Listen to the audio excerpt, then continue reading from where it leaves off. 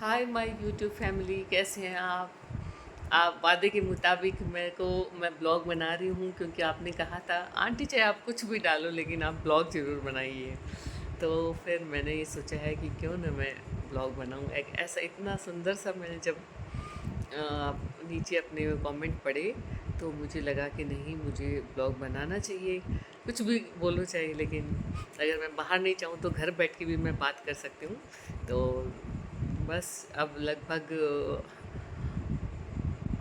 सोने की तैयारी हो रही है सबकी, लेकिन मैंने सोचा कि मैं ब्लॉग बना लेती हूँ। तो कैसे हैं आप और बताइए, बारिश का क्या हाल है? बारिश अच्छी हो रही है अब की बार, चारों तरफ सुनने को मिल रहा है तो बहुत अच्छी बात है। लेकिन किसी को बारिश से प्रॉब्लम हो रही है तो वो एक सोचने लायक बात है। तो कल मैं आपसे बात कर रही थी जीवन की नश्वरता के बारे में, क्षणिकता के बारे में। तो मैंने आपसे बहुत सारी बातें की कि जीवन नश्वर है, खुश रहो और जो किसी से वादा करो वो निभाओ, कमिटमेंट पूरे करो, है ना? या तो किसी से कमिटमेंट करो मत, अगर करते हो तो उसे पूरा करो। और इस तरह से लाइफ के कुछ उसूल बनाओ जिससे कि आपको लगे कि आपने मतलब एक मौलिकता रहे आपकी लाइफ के अंदर। ऐसा नहीं रहे कि आप उसके जैसे, किसी के जैसे नहीं बनना पड़े अपने को। हम एक मौलिक विचारों के, मौलिक व्यक्तित्व के धनी बने। इसलिए हमें अपने खुद के सिद्धांत रखने चाहिए आदमी को, और बस अच्छे उस पे उसूलों पे काम करना चाहिए और अपनी ज़िंदगी को, जीवन निर्वाह हमारा करना चाहिए। तो बस मैं यही बता रही थी जीवन नश्वरता के बारे में, कल मैंने बात की। तो मुझे फिर से वो ये एक दोहा याद आ रहा है कि माली आवत देख कर कलियन करी पुकार, फूले फूले चुन लिए काले हमारे बार। तो इस तरह से जब कोई जाता है तो ये दोहा हमारे दिमाग में ज़रूर आता है। और जब कोई इस दुनिया से छोड़ के चला जाता है तो हम सोचने पे मजबूर हो जाते हैं कि सभी को जाना है, लेकिन कोई पहले चला जाता है और कोई बाद में, लेकिन जाना सभी को है। वो जैसे सुना होगा ना, एक सिंहासन चढ़े चले एक बंदे जंजीर, आए हैं तो जाएंगे राजा रंग फकीर, एक सिंहासन चढ़े चले एक बंदे जंजीर। जो इस दुनिया में आया है वो जाएगा ही जाएगा निश्चित रूप से। इस बस इतना फ़र्क हो सकता है कि एक अच्छे से अब रस्सियों से बांध के उसको अच्छे से लेके जाए शमशान घाट तक, और एक है कि जिसको पालकी में बिठा के अच्छे से लेके जाए। लेकिन ये निश्चित है कि आए हैं सो जाएंगे राजा रंक फ़कीर, एक सिंहासन चढ़े चले एक बंधे जंजीर। बस इतना फ़र्क हो सकता है कि जाते टाइम उनकी जो अर्थी निकले उस टाइम उनका अलग अलग पोजीशन हो सकती है। आज आसोपा जी को अचानक से इच्छा हुई कि वो दाल के पकौड़े ही खाना चाहते हैं। अब लेकिन गुरदीप को भेजा हमने इस सब जगह, लेकिन कहीं भी दाल के पकौड़े मिले नहीं, लेट हो चुका है शायद इसलिए। तो फिर हमने कहा चाहे कुछ और ले आओ, लेकिन बस अब आसोपा जी को मतलब वो हुई है कि दाल के पकौड़े नहीं आ रहे हैं, तो कल दाल के पकौड़े बनाने पड़ेंगे इनके लिए अब। तो बस मेरा आप लोगों से यही कहना है कि जीवन है, नश्वर है, क्षणिक है। यहाँ कल का पता नहीं है, अगले पल का ही पता नहीं है। तो कल का छोड़ के हमें अगले पल का ही पता नहीं क्या होने वाला है। तो खुशी से अपने जीवन को व्यतीत करें और बस सबसे मिलते मिलाते रहें, अपनों से बतियाते रहें, अपने लोगों से बात करते रहें। ऐसा मन में कभी ख्याल नहीं लाएं कि पहले मैं क्यों बात करूं, उसने तो मुझे फ़ोन किया नहीं, मैं क्यों फ़ोन करूं। ऐसा विचार कभी मन में नहीं लाएं। अपने आगे से चल के खुद फ़ोन करें, उनसे बात करें, क्योंकि हो सकता है किसी किसी को ईगो की वजह से वो बात नहीं करते हो, लेकिन आपको आगे बढ़ के पहला कदम उठा के किसी से बात करनी चाहिए। क्योंकि हमें जो रिश्ते नाते सब कुछ हैं उनको बना के रखना है, बना के रखना है।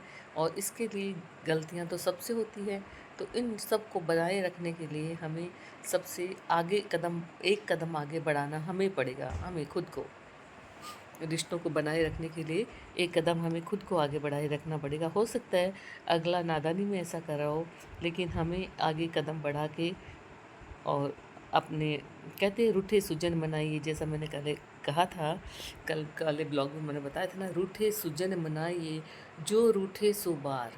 इसका मतलब है अगर अच्छे व्यक्ति जो सज्जन व्यक्ति हैं वो हमसे 100 बार भी रूठ जाए, यानी एक बार नहीं 100 बार भी रूठ जाए, तो उनको मना लेना चाहिए। रूठे सुजन मनाइए जो रूठे सो बार, रही मन मुक्ताहार, मतलब जो हमारे मोतियों की जो माला है वो टूट जाए तो उसे बार बार पिरो लेनी चाहिए। फिर पोइए, रही मन फिर पोइए टूटे मुक्ताहार। हमारे जो मोतियों की जो माला है उसे बार बार परिवार रूपी जो हमारी मोतियों की माला है उसे बार बार पिरोते रहना चाहिए, क्योंकि क्योंकि जो सज्जन व्यक्ति अगर रूठ भी जाए तो उसे मना लेना चाहिए। इसलिए ध्यान रखिए, हमारे अपनों को कभी भी किसी से मत रूठिए, किसी से भेदभाव मत रखिए, अंदर किसी के प्रति नेगेटिव विचार आने ही मत दीजिए। अपना ऑरा इतना इतना क्लीन रखिए कि कोई नेगेटिव थॉट ही हमारे दिमाग में नहीं आ पाए किसी के बारे में। अगर कोई बुरा होगा तो भी वो अच्छा हो जाएगा। जब आप अच्छा, अगर उसके बारे में अच्छा अच्छा सोचने लगोगे तो ये आपकी जो है ये वहाँ तक पहुँचेगी, थॉट प्रोसेस आपका वहाँ तक पहुँच जाएगा और अगला भी आपके बारे में अच्छे ही थॉट सोचने लग जाएगा।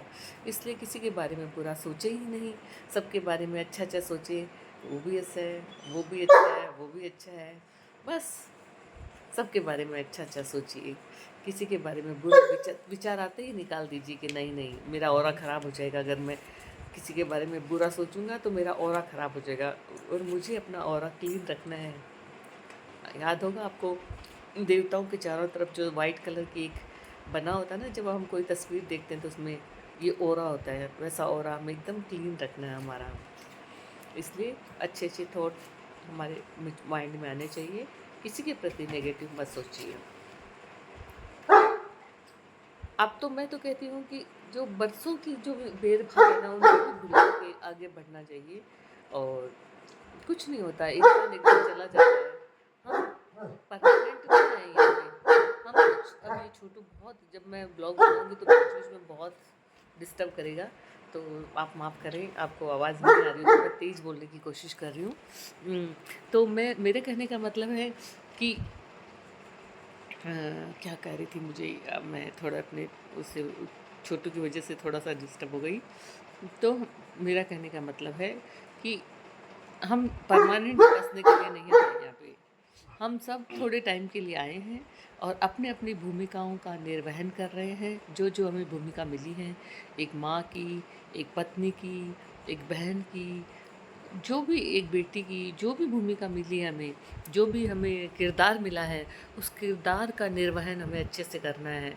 ऐसा हमें किरदार का निर्वहन इस तरह से करना है कि अगर पर्दा गिर भी जाए तो तालियां बजती रहें, मतलब ऐसा किरदार निभाना है हमें अपना।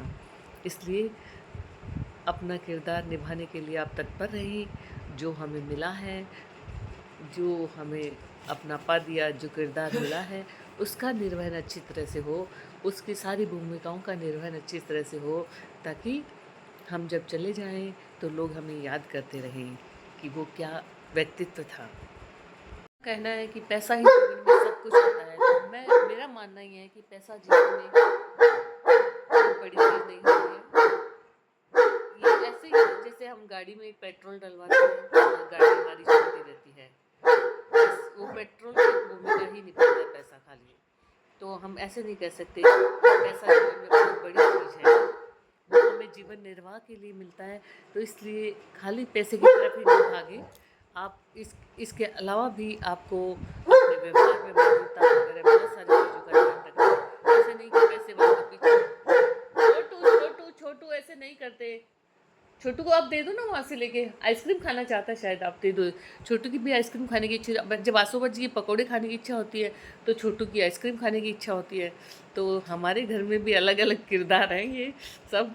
तो इनको दे दो प्लीज़, इसको दे दो, आप इसको ना वो दे दो। हाँ छोटू, अभी अभी दिलाते हैं हम इसको, आइसक्रीम दे दीजिए पहले प्लीज़। तो मेरा कहने का मतलब है कि हमें इस ज़िंदगी में खाली पैसे की तरफ ही अट्रैक्ट नहीं होना ऐसे रहते हुए। जैसे हम पैसे के पीछे, कुछ कुछ लोग खाली पैसे के पीछे ही दौड़ते रहते हैं ज़िंदगी भर, और दौड़ते दौड़ते एक दिन चले जाते हैं और फिर जमा पूंजी रख के जाते हैं। फिर वो मैं तो कहती हूँ कि पूत कपूत तो क्यों धन संचयी, और पूत सपूत तो क्यों धन संचयी। जो पैसे का जो संचय है वो क्यों करना चाहिए। पूत कपूत, अगर पूत कपूत है, हमारा पुत्र है, अगर कपूत है, अच्छा नहीं है, तो क्यों धन संचना। और पूत सपूत, अगर पुत हमारा पुत्र है वो सपूत है, तो फिर हमें पैसे जोड़ने की आवश्यकता ही नहीं है, वो खुद कमा लेगा इतना। तो किसी ने सच कहा है, पूत कपूत तो क्यों धन संचयी, पूत सपूत तो क्यों धन संचयी। शायद आप मेरी बातों से बोर हो रहे होंगे कि मैं क्या बोलती जा रही हूँ। मैं बस खाली जो मेरे माइंड में आते हैं थॉट मैं बोलती जाती हूँ। मैंने देखा है कई लोगों को खाली पैसे के लिए दौड़ते रहते हैं, ज़िंदगी भर दौड़ते रहते हैं। हरिशंकर परसाई ने वो लिखी थी, एक उपन्यास लिखा था, पहला सफ़ेद बाल। आपने शायद नहीं पढ़ा है तो पढ़िए। मतलब किसी किसी की लाइफ ऐसी होती है कि एक आदमी के बारे में बताती हूँ। जैसे कि एक आदमी बचपन से जब एजुकेशन पूरी करता है, पहले तो बचपन में आगे से आगे पढ़ता रहता है। आजकल पता ही आपको स्कूलों में बहुत ज़्यादा पढ़ाई का है, बच्चा मेरा सबसे आगे हो इस चक्कर में अदर जो एक्टिविटी है वो भी कम हो गई है, इसलिए पढ़ाई पे पूरा ध्यान देते हैं। उसके बाद में जब आप बच्चे कंपटीशन फाइट करते हैं, उसके बाद जब जॉब लग जाते हैं, और जॉब लग जाते हैं तो जॉब के बाद भी क्या करते हैं, वो जॉब के बाद जाते रहते एक दिन अचानक से उनको पता चलता है कि कांच में जब अपनी शक्ल देखने के लिए टाइम नहीं मिलता, लेकिन कभी अचानक से उनको पता चलता है कि अरे मेरे तो एक सफ़ेद बाल आ गया है। तो मतलब उस बाल से वो इतने व्यथित हो जाते हैं कि मेरी तो सारी ज़िंदगी निकलती जा रही है, पता ही नहीं चला मुझे। मैं मेरी एजुकेशन हुई थी, अभी मैं मतलब अभी मैंने जॉब मिला था, और टाइम इतना निकल गया कि मेरा सफ़ेद बाल आ गया, मैं इस कैटेगरी में आ गया। मतलब आजकल तो सफ़ेद बाल और वजह से भी आते हैं, लेकिन सफ़ेद जब हरिशंकर परसाई ने अपना उपन्यास लिखा था तब इतना नहीं था कि उम्र के हिसाब से ही बाल आते थे सफ़ेद। तो मेरा कहने का मतलब है कि सफ़ेद बाल जब पहला आदमी देखता है तो हकबका जाता है कि मेरे एक सफ़ेद बाल आ गया, ओहो हो, मेरी उम्र इतनी निकल गई। फिर अचानक से उसे ख़्याल आता है कि मुझे नहीं, मुझे तो कुछ जीना चाहिए। कुछ व्यक्ति तो ऐसे होते हैं इसको भी इग्नोर कर देते हैं, और कुछ होते हैं उस पहले बाल से थोड़ा-सा जीने के लिए वो सोचते हैं अरे मेरा इतना टाइम निकल गया, अब मैं थोड़ा अब जीऊँगा। लेकिन कुछ व्यक्ति ऐसे भी होते हैं कि आ गया तो आ गया, मैं तो भागता रहूँगा। अब भागता रहूँगा। ज़िंदगी जीना नहीं है, भागता रहना है, पैसे इकट्ठे करना है, भागता रहना है, पैसे इकट्ठे करना है। अब आप पैसे किस लिए इकट्ठे कर रहे हो? बस रख के जाने के लिए। तो मेरा यही कहने का मतलब है, पैसों का संचय मत करिए, पैसे कमाइए और जिए ज़िंदगी को जियो, काटो मत प्लीज़। इस तरह से मैं आपसे मेरा निवेदन है कि इतना पैसा कमा के आप बड़े हो भी जाओगे, मान लो बहुत बड़े इंसान बन गए, तो क्या हुआ? या तो उससे आप सेवा करो लोगों की। उस पैसे से अगर सेवा कर रहे हो या जी रहे हो तो ये बहुत अच्छी बात है। जिनको ज़रूरत है उनके लिए दान कर रहे हो, चलो बहुत अच्छी बात है। लेकिन ये खाली पैसे कमाना और कंजूसी भी करना, और कुछ सेवा का काम भी नहीं करना, जीना भी नहीं ज़िंदगी को, तो इसलिए मैं इतना कहना चाहूँगी कि बड़ा भया तो क्या भया, जैसे पेड़ खजूर, पंथी को छाया नहीं, फल लागे अति दूर। ऐसा बड़ा होना भी किसी काम का नहीं है, इसलिए ज़िंदगी को जियो मज़े के साथ। तो गाइज़ मैं आपसे यही कहना चाहती हूँ कि सबके साथ बड़े प्रेम से स्नेह मधुर व्यवहार रखें, क्योंकि जो हमारा मधुर व्यवहार है वो ही हमारे साथ जाएगा। लोग अगर याद करेंगे तो हमें इसी बात से याद करेंगे कि ये व्यक्ति तो बहुत अच्छा था, बहुत मीठा बोलता था, किसी का अपमान नहीं करता था, कभी कड़वाहट नहीं थी उसकी, और गुस्सा तो कभी करना ही नहीं चाहिए। गुस्सा आदमी को खुद को पहले ख़त्म करता है।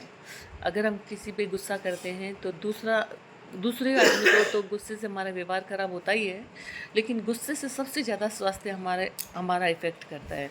इसलिए गुस्से को तो हमारी लाइफ में आने ही नहीं देना चाहिए, और मधुर व्यवहार रखना चाहिए सबके साथ।